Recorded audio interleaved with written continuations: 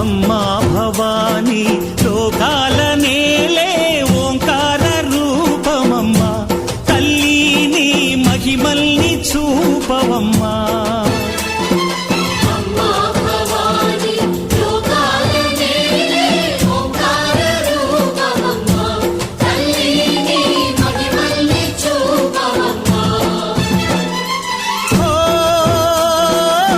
సృష్టికే దీపమా, శక్తికే మూలమా, సింహరథమే నీదమ్మా.